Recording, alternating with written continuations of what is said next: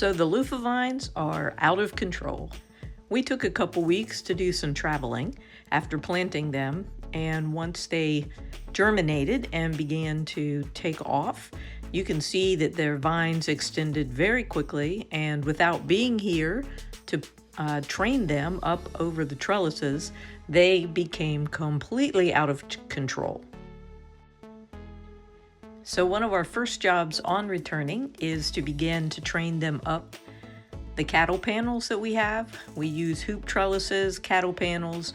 The vines are very flexible. You can see here, these are ones that sprouted later, and so they have not grown that much yet, but it does not take long before they take off and extend what sometimes feels like almost a foot a day in length.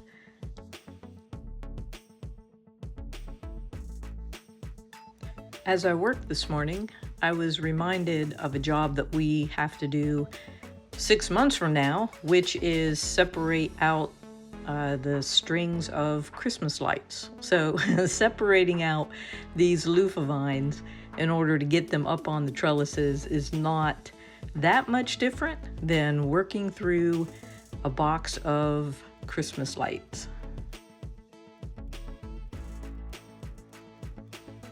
And let me be perfectly honest in saying this is not the way you should let your loofah vines grow, but sometimes you have to take a vacation, and it's never, when you have a farm, it's never a good time to be away, but sometimes you just have to.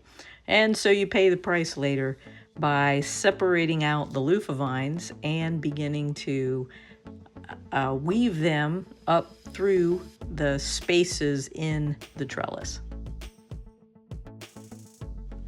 As you can see, I'll push them through and then go around to the outside of the trellis and pull them up and begin to encourage them to grow in the right direction. And they will. It takes them no time to recover from this. As you can see, we already have the beginning of flowers all up and down the trellises, and there'll be both male and female. We'll talk about that in another video. And so we encourage lots of pollinators in our loofah fields, and they will begin the process of making loofah gourds. You'll notice too that we haven't fully removed the brown vines from last year's loofah growth, and that's because they simply provide more material for this year's vines to hold on to as they grow up and over the hoops, and so it's not really important to remove them.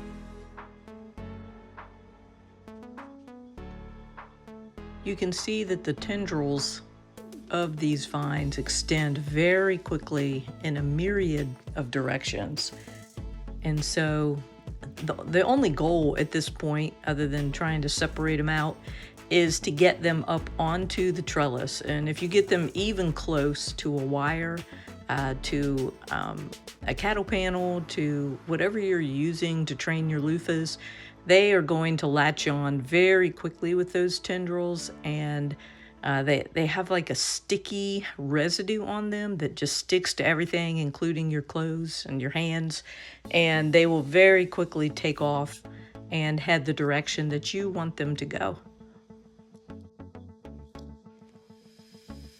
So again, we weave them up through the cattle panels, then we'll go around the outside, continue to encourage them to head upward and over, and again, it's just some extra work we created for ourselves this year, but it's all right. The absolute best approach is to start that training when they're very young. From the time they can reach that first or second horizontal piece of the cattle panels, go ahead and start to train them in the right direction.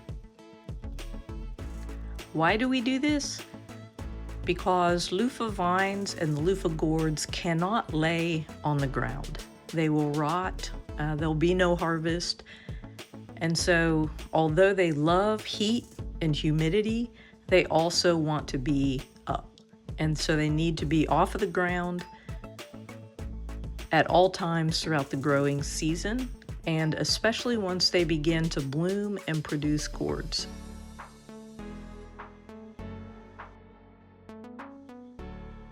Already, we have many gourds beginning to form, starting to grow. Happens very quickly. But this year in Western Tennessee, we also had a very hot spring, which launched even more growth from the Luffa vines than what we normally have in the first month after germination. So that's part of the problem as well. You can see here a small gourd. So we've had a flower that was pollinated, and this has now begun to form the gourd.